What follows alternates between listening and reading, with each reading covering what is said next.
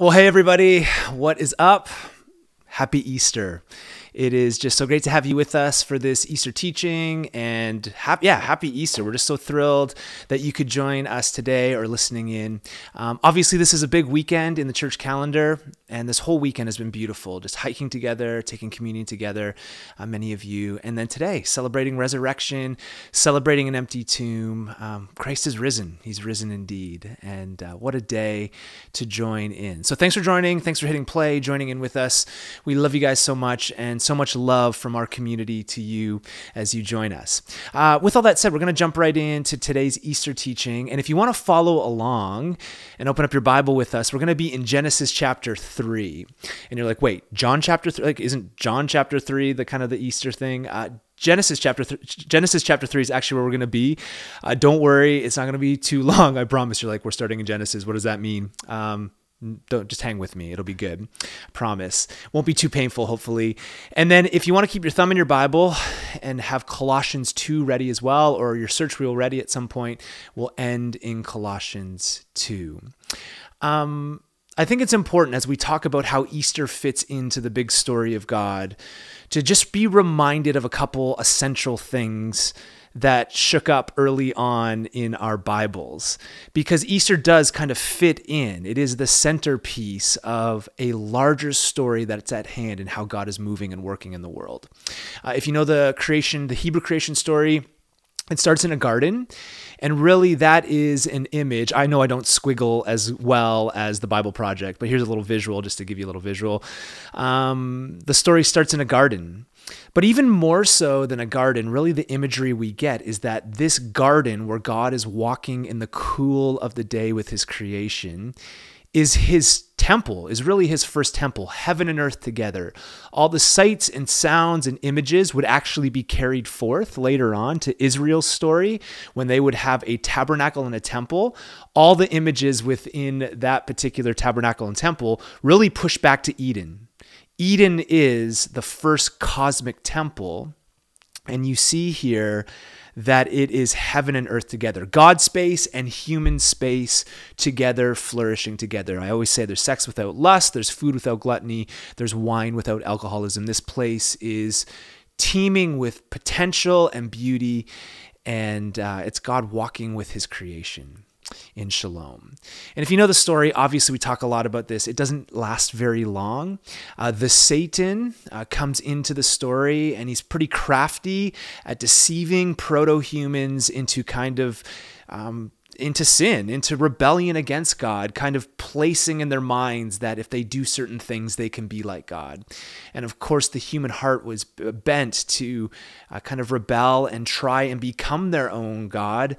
And in the process, I know C.S. Lewis a lot in his writing talks about how the world now is bent and broken. It's just bent. And just look around. I always say, like, the apologetic right now is just to kind of look around.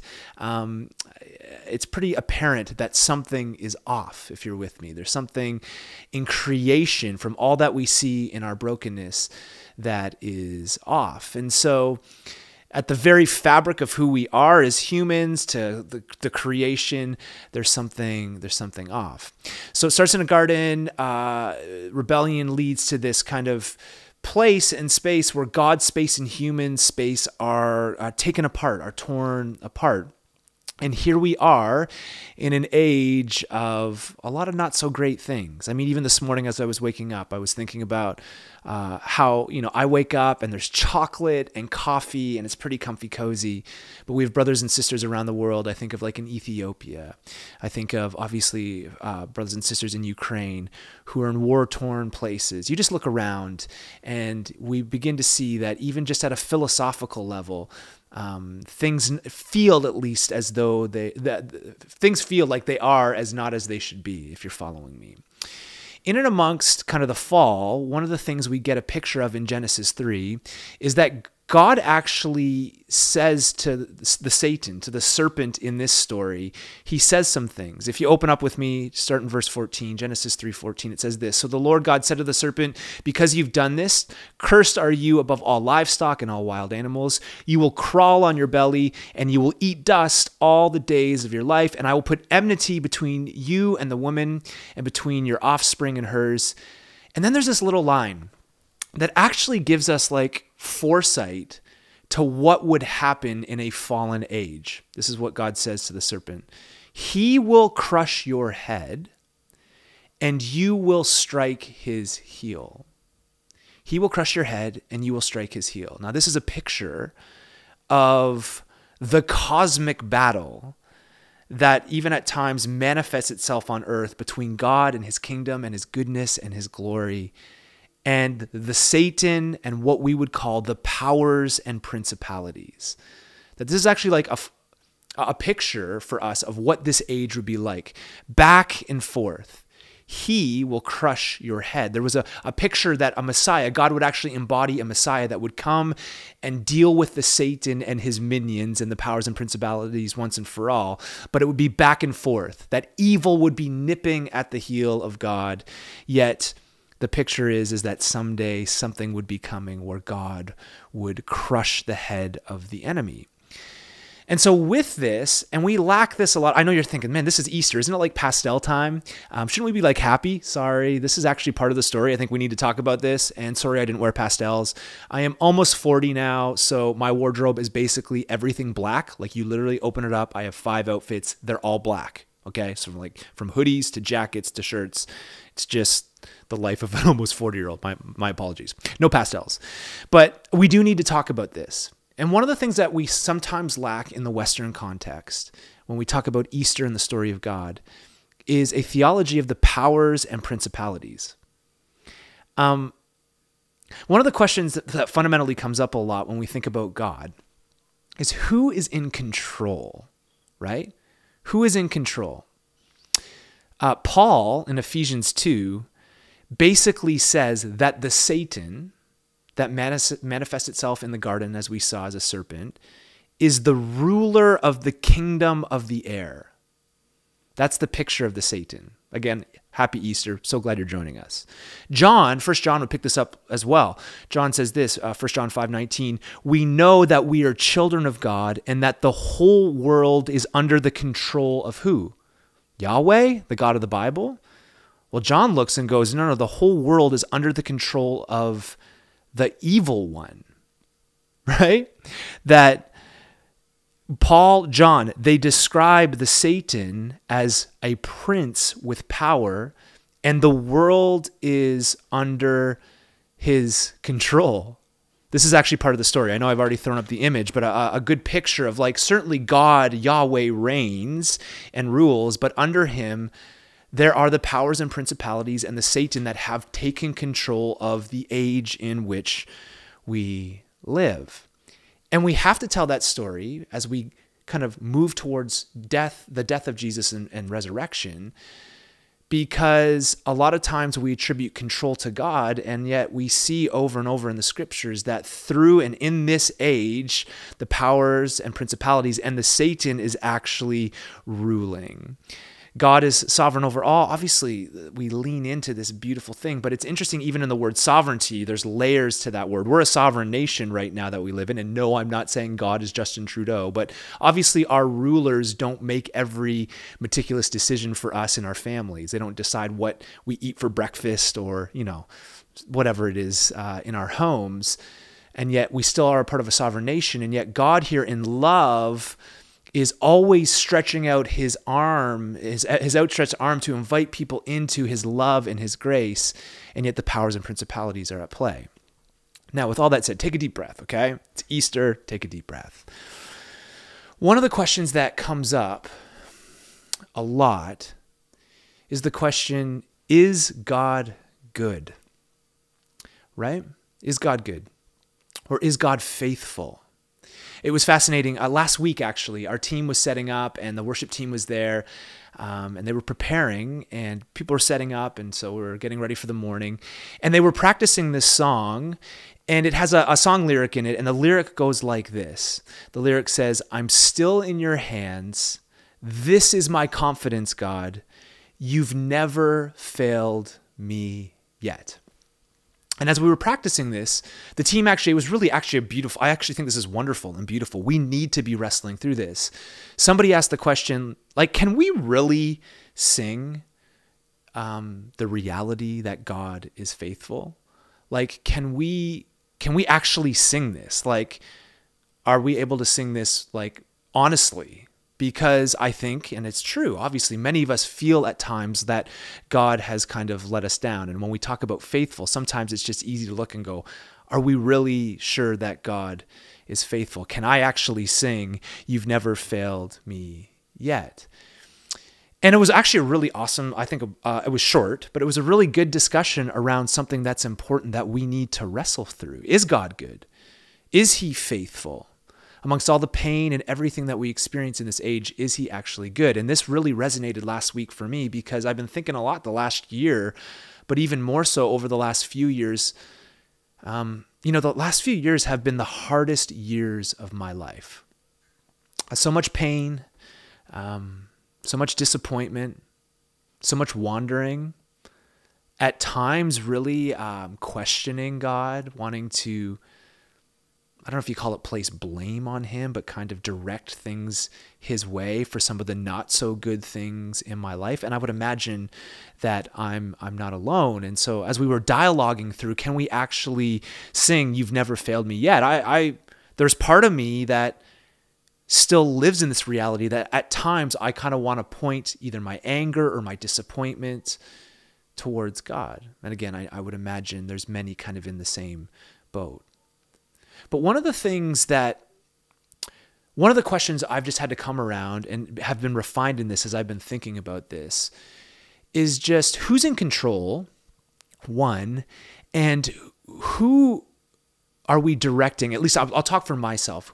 Who do I direct my pain, my anger at? Who do I kind of deem as responsible for some of the things in my life? I mean, we've seen this at a pretty big level with deconstruction the last number of years in evangelicalism, but I would say even more so since COVID.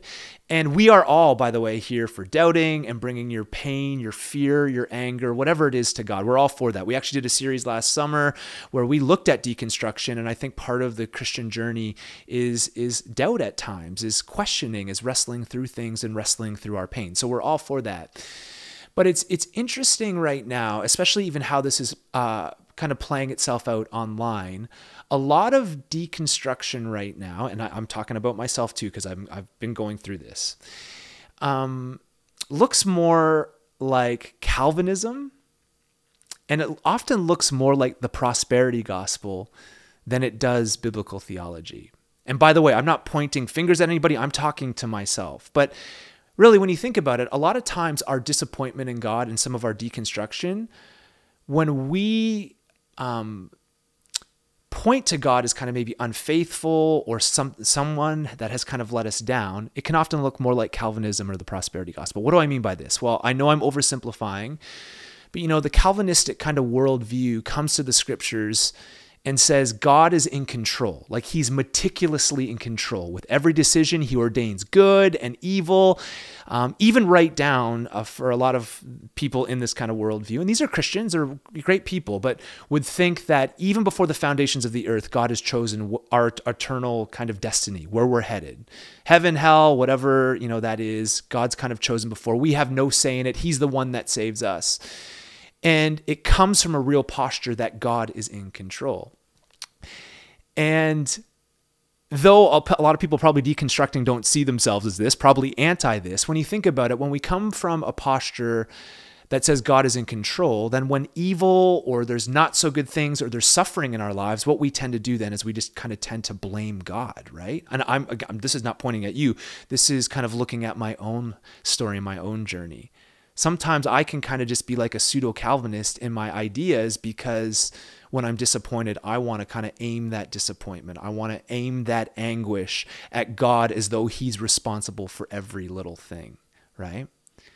So there's that kind of side of things. Now, I don't think, obviously, most people would think they're a Calvinist when they're deconstructing, but sometimes that's just the posture of it, if you're following me.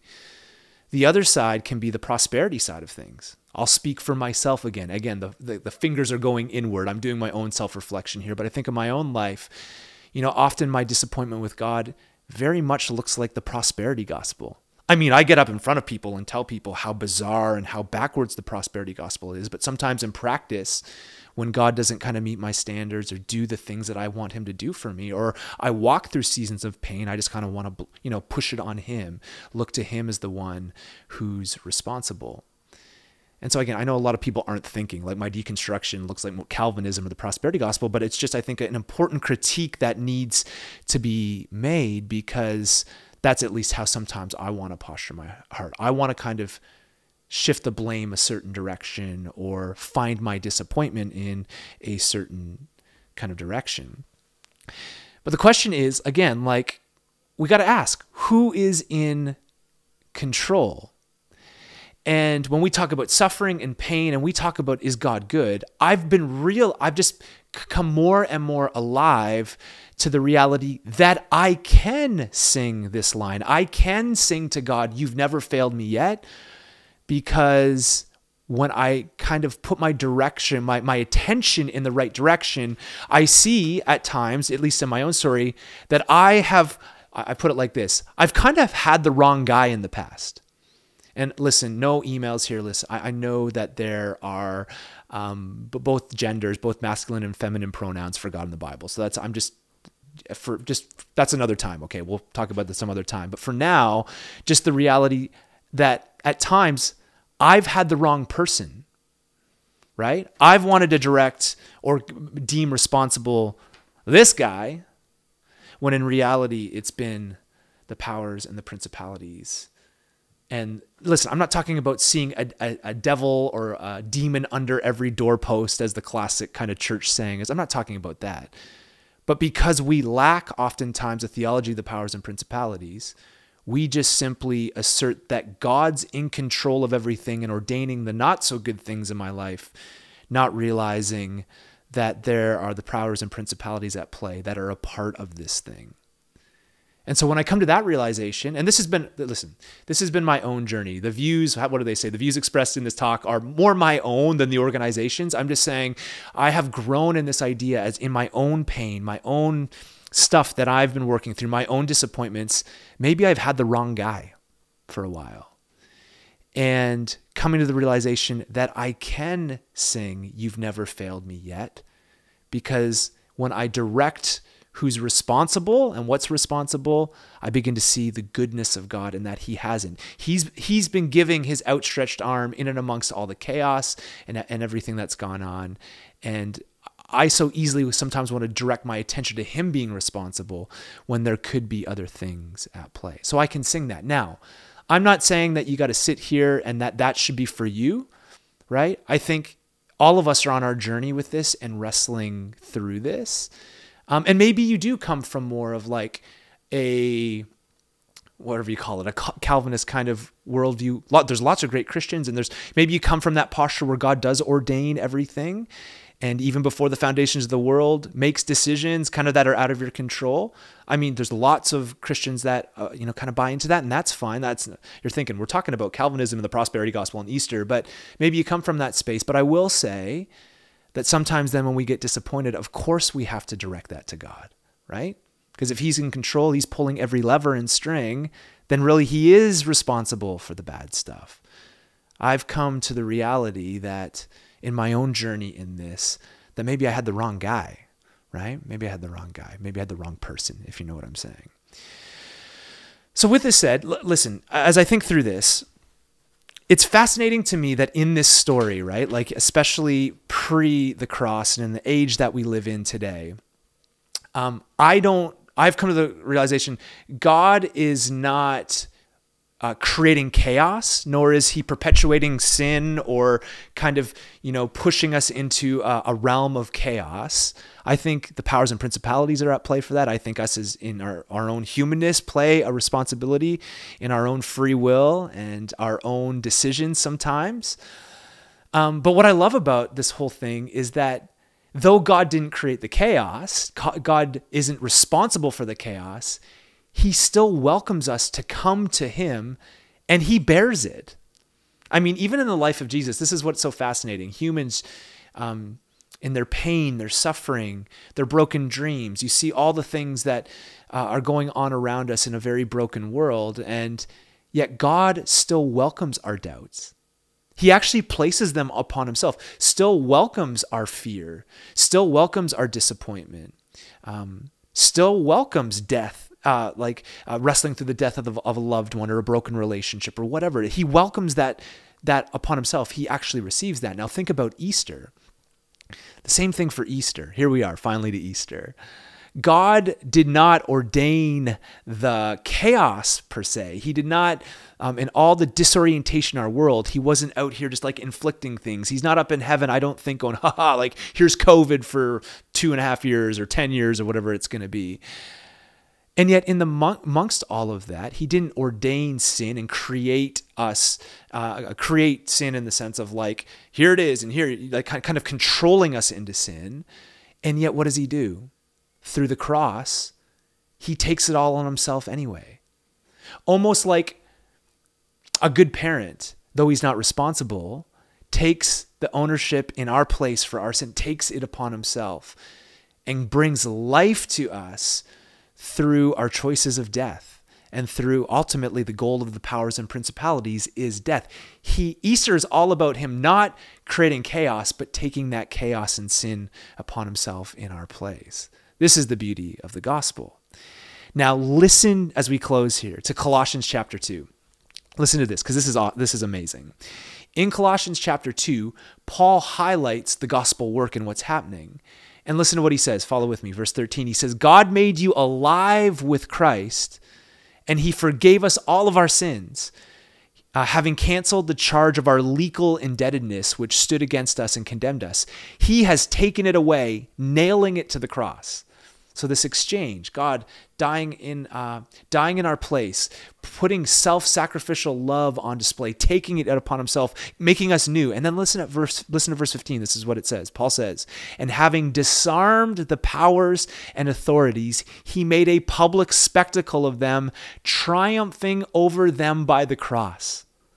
He made a public spectacle of the powers and principalities. So remember Genesis 3, the proto-gospel, the proto-evangelion that we see, that there would be this battle, that the Satan would nip the heels of God and his will, and yet you have God now coming to crush the head of the serpent.